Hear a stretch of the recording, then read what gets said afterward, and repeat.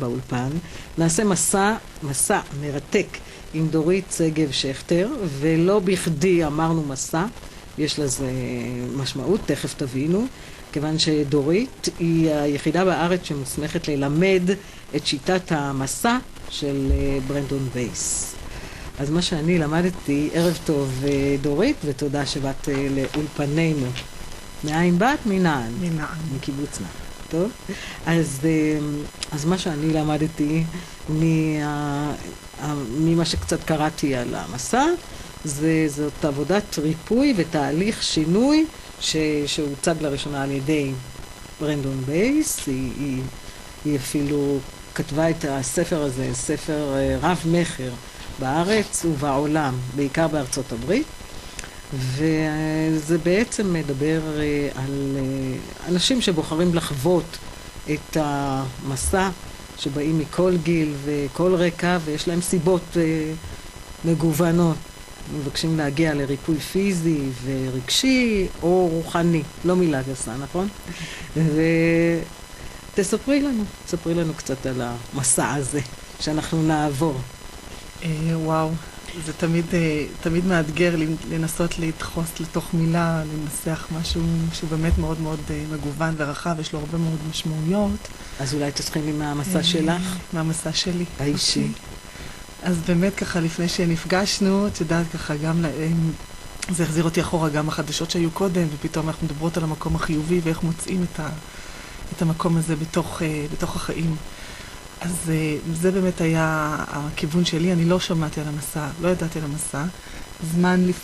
כמה זמן לפני שנחשפתי לספר, שאגב זה מעניין ומרתק לעשות איזשהו מחקרון קטן, לראות מה מוביל אנשים לפגוש את השיטה הזאת. תמיד יש איזשהו סיפור מוזר של נס כזה, של במקרה, שלא תכננתי וככה, ומין נסיבות ככה שנראות כאילו אקראיות.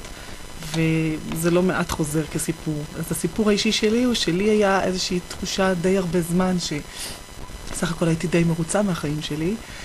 נכון שלקח לנו, לי ולבן זוגי היקר, הרבה זמן להיכנס להיריון, ועד שילדנו שתי בנות מתוקות ונפלאות, ובאיזשהו מקום הרגשתי מין סוג של דכדוך עצבות. והיה לי חלום לעשות מסע לטיבט, מסע להודו, מין חלום, איך אני אעשה עם שתי ילדות קטנות מסע. וזה נשאר בגדר daydreaming, כאילו זה היה חלום בהקיץ. ופעם אחת ככה קיבלתי מחברה טובה את הספר המסע עם השם של ברנדון, ולא כל כך התלהבתי, אמרתי עוד גורו אמריקאית, מה כבר יכולה לחדש לי? בתקופה היא כבר הייתי קואוצ'רית, כבר למדתי לעבוד עם רגשות, הרגשתי שאני עושה דברים טוב. אבל איכשהו, באחד מהסופי שבוע הספר היה מונח ליד המיטה, ופתחתי את הספר באקראי באיזשהו מקום. הרבה זמן התמודדתי עם בעיות משקל, אני חושבת שזאת הייתה אחת המוטיבציות העיקריות, הראשוניות, השטחיות שהובילו אותי, כי הבנתי בשלב מסוים שהמקום של האוכל הוא באמת רגשי.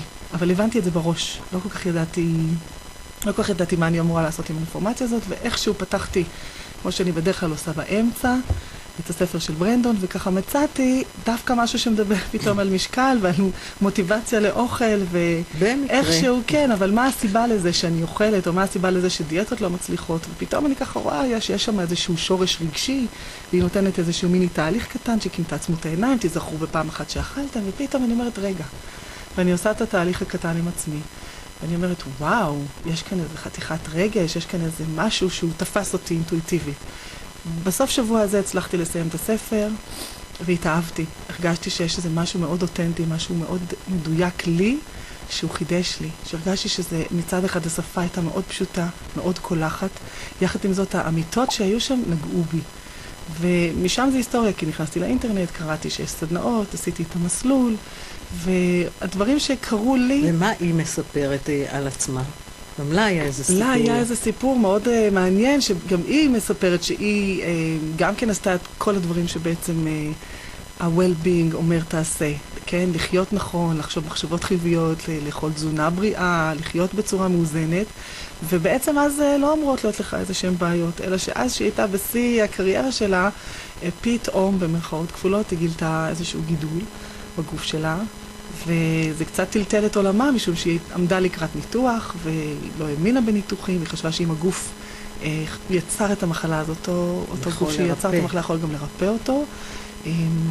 ויצאה לאיזשהו, היא קוראת לזה המסע, משום שאז היא יצאה לדרך של גילוי, היא הלכה קודם כל לנתיב הכי קונבנציונלי, הרבה אנשים היום שחס ושלום מתבשרים באיזושהי מחלה, אז הולכים, לא מעט הולכים ועושים דיקור, עושים תזונה, עושים צום מיצים, עושים איזשהו משהו שהוא פיזי.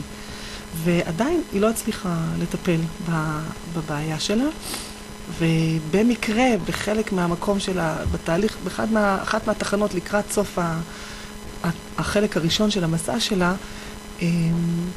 במקרה היא ככה מצאת עצמה עוברת איזשהו עיסוי עם איזה מישהי ששאלה אותה אם היית יכולה להיכנס בדמיון שלך לתוך הגידול שלך ולתוך המקום הזה שבו יש את המחלה ומה את מרגישה שם. ואז ברנדון בעצם השתמשה גם בכלים שלה, כי היא כן באה מהתחום של NLP, פסיכולוגית במקצוע, והיא נדהמה לראות שבעצם בתוך הגידול שלה, בתוך הרחם שלה, ששם היה הגידול, היה שם זיכרון עם עוצמות של רגשות מאוד מאוד חזקים.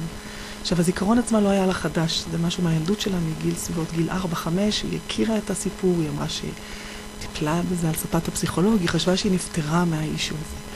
אבל מה שהדהים אותה זה שעוצמת הרגשות עדיין הייתה קיימת שם. הרגשות של מי? של אותה ילדה קטנה, שבעצם אף פעם לא חוותה לעומק את העוצמות האלה, או לא ביטאה אותן כמו שצריך. ובכלים שיש לה, ואחר כך זה מתואר גם בספר, היא עשתה איזשהו תהליך של לפרוק את הרגש, של לפרוק את הסיפור שהיה שם. הסיפור שהיה שם שהיא נולדה אחרי שהייתה לה אחות שמתה בטביעה, וההורים שלה חוותה ילדות של אלימות מאוד קשה, גם פיזית וגם נפשית. וברגע שהיא בעצם באיזשהו סוג של תהליך קטן, פתחה, נגעה בכאב הזה, אבל עד הסוף, במובן הכי עמוק שאפשר לומר, לחוות את הרגשות, זאת הייתה נקודת האמצע הזאת, שממנה הגידול שלה התמוסס איכשהו ועזב לה את הגוף. אחר כך בספר, מי שירצה יכול לקרוא להמשך שלה, היה לה עוד המשך מאוד מאוד גדול של שיעורי חיים, היא קוראת לזה. אבל בעקבות המיני תהליך הזה שהיא עשתה, כמה שנים אחר כך היא הבינה שיש לה איזה משהו יפה ביד, והיא הצליחה בצורה מאוד מאוד מתוחכמת ומאוד מאוד אלגנטית ויפה לנסח מניואל, כן? איזשהו ספר הדרכה של צעדים אחד אחרי השני, של משהו שהיא עברה אותו באופן ספונטני. מאוד אנשים חווים תהליכים ספונטניים של ריפוי. אבל אחר כך הם כותבים את הסיפור שלהם, והרבה מאיתנו מנסים לחכות את מה שהם עשו. אבל זה עבד עבור מישהו אחר. מה שהיא הצליחה, זה באמת לנסח איזשהו טקסט, שכל אחד יכול באמת לקחת את הספר, רצוי לעשות את זה בזוג, רצוי לקבל הדרכה, בכל זאת, אבל בגדול, כולנו יכולים לרפא את עצמנו. זה בעצם המסר, שהוא מאוד מאוד יפה.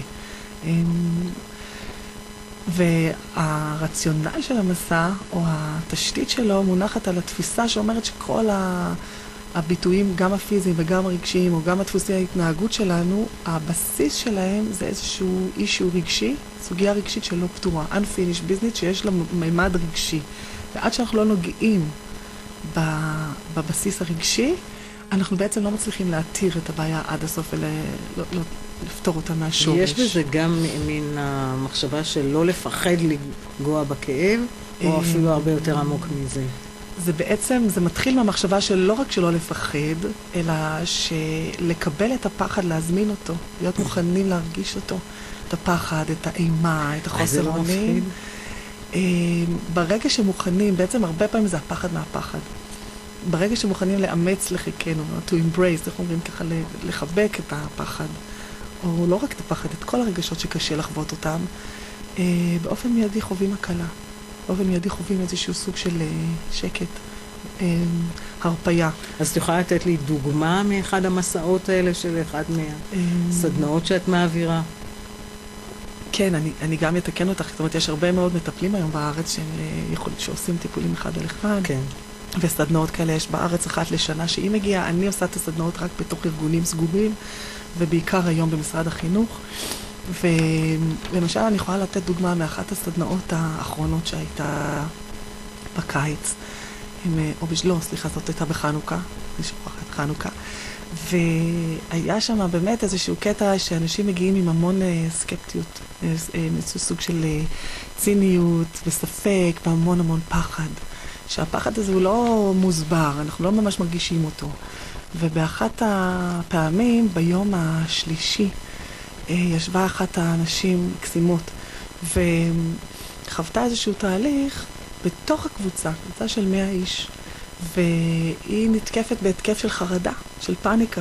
והאוטומט אומר, להרפות, בואי תרגי, תשתי כוס מים, וכל התפיסה אומרת ההפך, בואי ניפתח, ננשום עמוק ונראה מה נמצא כאן בלב ליבה של החרדה.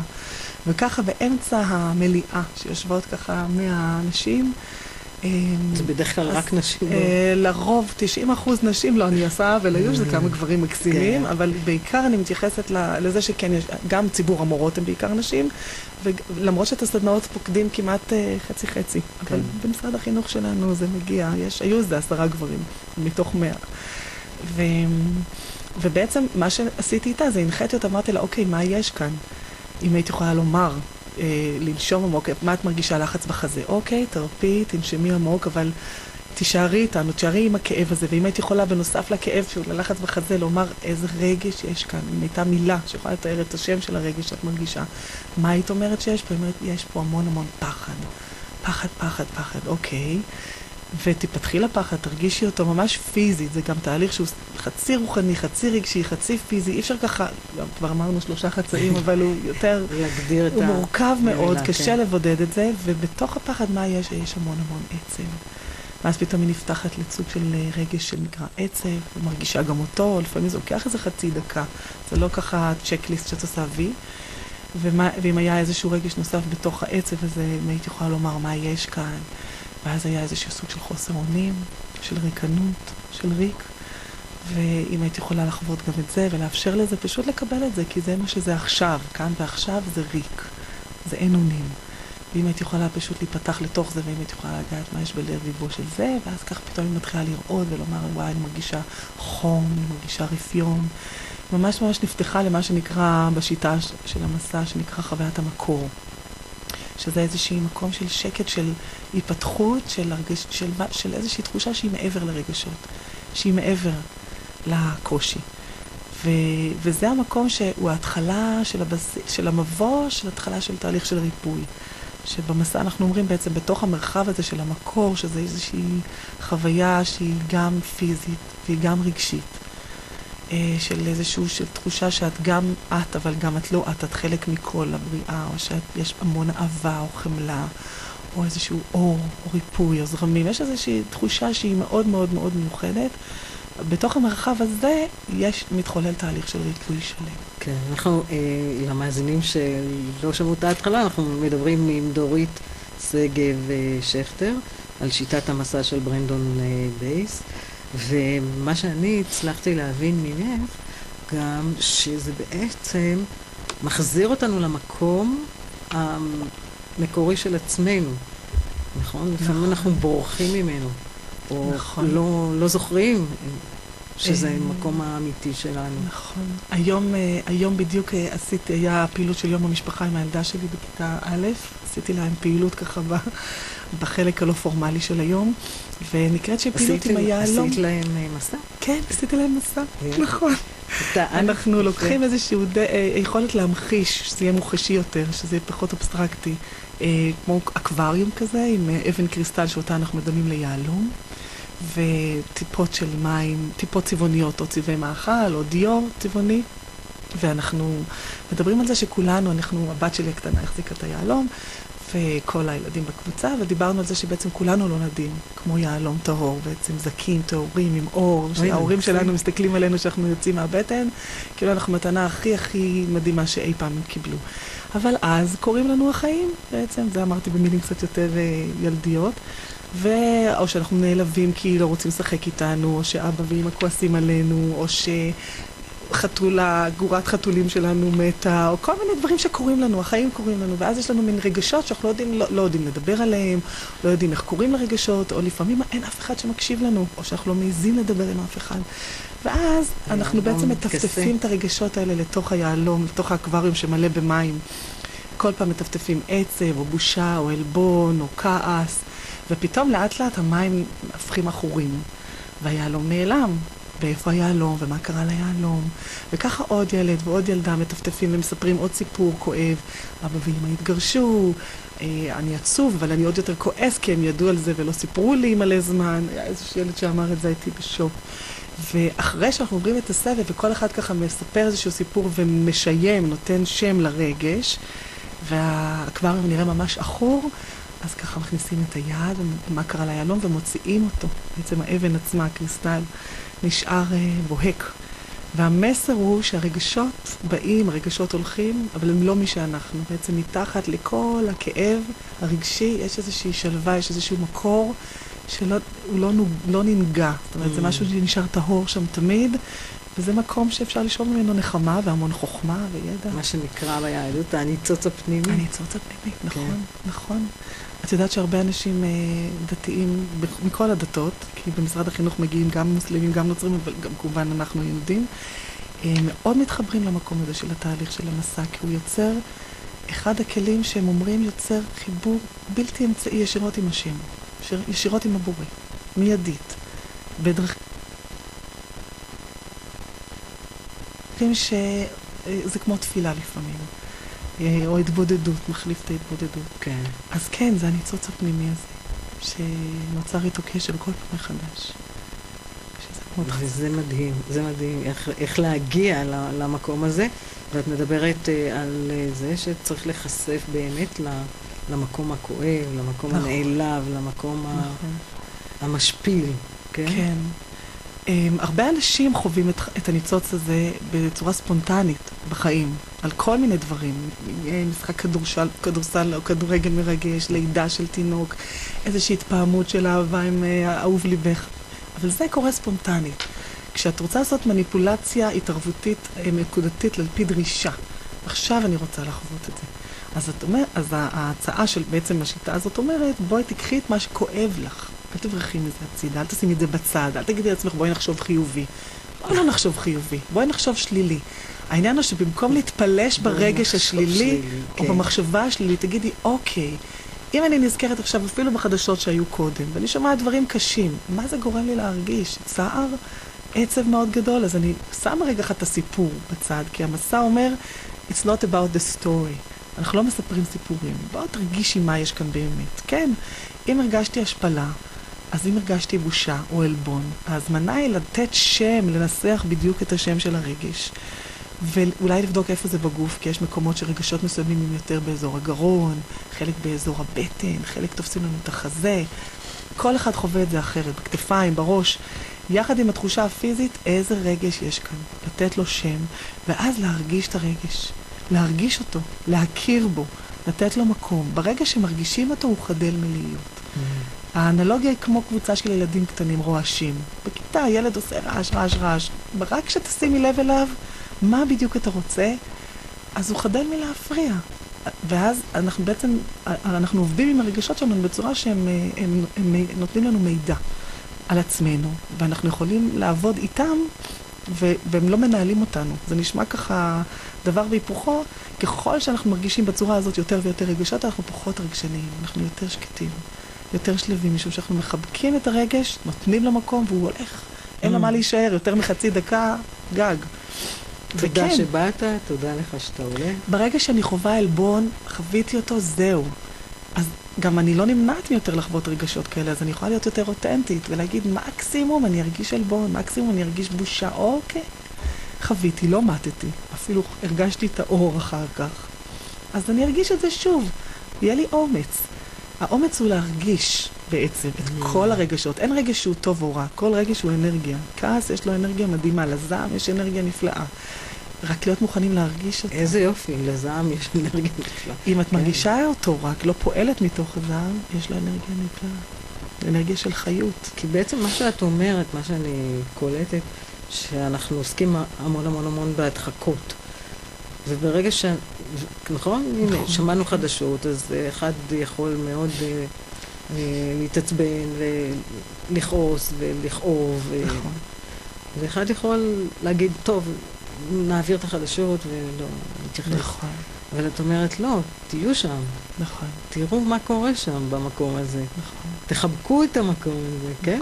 ככה את חושבת? אני רוצה להגיד לך שלפני שהיה לי את הכלי הזה של המסע, היה לי מאוד קשה, כי כל סיפור הכי קטן, או כל ידיעה הכי קטנה, בין אם זה חדשות או בין אם זה אנשים שאת פוגשת, יש המון צער והמון סבל בעולם. יש גם המון יופי והמון חדווה, אבל יש גם צער. ומה קורה במקום הזה? איך אני יכולה, אם זה לא כדורים או הדחקות, התמכרויות למשהו אחר, טלוויזיה או משהו שמטמטם אותך עד שאתה הולך לישון מרוב עייפות, ואתה רוצה להיות ער בעין ולחוות את היופי. כן, לחוות אהבה אינסופית זה גם לחוות כאב אינסופי. ויחד עם זאת לדעת שנהיה מסוגלים לקבל גם את היופי, גם את הכאב וגם את האהבה ביחד. ולדעת שאנחנו לא נגמרים מהמקום הכואב, משום שאפשר להרגיש את זה ולראות שזה רק רגש. זה באמת רק רגש. זה בא והולך ויש שקט. כן. וזה מה שאת חובה. כן. זה טריק טוב. אני אומרת לך את זה במחאות כפולות. זה טריק טוב, כי הכי גרוע זה פשוט להרגיש. יגון, צער, שמחה, אהבה. ואת שמה אותם על אותו לב. כן. בשלב מסוים, הרגשות, את אומרת להם תודה, וואו, איזה יופי שאפשר היה לחוש את הרגש הזה, כי זה משאיר אותך בחיים, זה משאיר אותך מחוברת. את לא בוחרת רק בצד אחד של החיים, שאף פעם זה לא הולך. חשוב לי להגיד שהמסע נותן גם את הכלי של היכולת לחוות את הרגשות, ולחוות את חוויית המקור, את אותו ניצוץ אלוהי, על בסיס כמה שיותר קבוע. יחד עם זאת, זה עבודה יומיומית? כדאי, מי שמצליח אני מעריצה אותו, כי זה תהליכים מאוד מאוד אינטנסיביים, ומאוד מאוד דורשניים מבחינה רגשית, והם מספיקים, נניח, אני עוברת מסע פעם בשבוע, כי אני גם עובדת בזה, אבל אנשים שעוברים פעם בחודש, זה מסע מרגישים מאוד מאוזנים בשלב מסוים בחיים שלהם. חשוב להגיד שגם בספר עצמו היא מדגישה, וגם אנחנו מדגישים את זה מאוד, שרק לחוות את הניצוץ האלוהי זה המון, אבל זה לא מספיק, משום שאם יש סוגיות לא פתורות בחיים, צריך לגעת בהן ולפתוח אותן עד הסוף. כלומר, יש שלב במסע שנקרא שלב המדורה, היא משתמשת ברנדון בארכיטיפים במקור של האש, שזה בעצם סוג של פורום, ששם פותחים את העניינים, אמא, אבא, מטפלת, מורה, בן זוג, ומרוקנים החוצה, ממש empty out, את כל התודעה, את כל הכאב, את כל המילים, את כל מה שאף פעם לא נאמר, ואולי גם לא יאמר אף פעם, משום שלפעמים מדברים עם אנשים שלא נמצאים יותר בחיים, או לפעמים מדברים עם אנשים שבכלל לא יודעים שהם היו חלק כל כך משמעותי מהחיים שלנו, ובעצם מטפלים בבעיה, אומרים את הכאב, ונותנים הזדמנות בעצם להשמיע ולשמוע, כמה זמן שצריך עד שמתאפשרת סוג של סליחה. סוג של השלמה אמיתית, לא סליחה מהראש, אוקיי, אני יודע שאני צריך לסלוח, אלא הסליחה היא סייד אפקט מבורך לריקון מלא ומשמעותי. במדורה הזאת זורקים למדורה את כל שרופים? אפשר לשרוף, אפשר לטהר, כי האש היא גם אש מטהרת, היא גם אש של חיים, היא גם אש שורפת. כן. בסופו של דבר, המדורה מאפשרת להביא הרבה יותר חמלה ואמפתיה והבנה לתוך סיטואציות. בהתחלה זה סיטואציות פרטיות שלנו, וככל שאתה מתרגל את התהליכים האלה יותר, אתה יכול לקחת את האיכויות האלה גם מחוץ לחיים שלך, ליחסים שלך, ביום-יום עם אחרים. ותקשורת. התהליך מלמד אותך לתקשר עם עצמך ועם אחרים. ולהגיע באמת למקור האמיתי. כן, ולהיות אותנטי. וואו, אותנטיות, זה גם שיעור גדול. נכון. אינסופי. וואו, דורית, זה היה ממש ממש מרתק. דורית שגב שכטר, את היחידה שמוסמכת ללמד את שיטת המסע של ברנדון בייס בישראל. ללמד אותה, אבל לא לטפל. לטפל יש עוד מאות מטפלים, כן. עשרות. טוב שעשינו איתך את המסע המופלא הזה. תודה רבה לך שבאת לאולפן. הנה עכשיו אנחנו מתקרבים ל-9:30, ואני כבר רואה את ריבי גדות בחדר. תודה רבה לך. בחסות קליקפארד, שירות שחוסך את התור.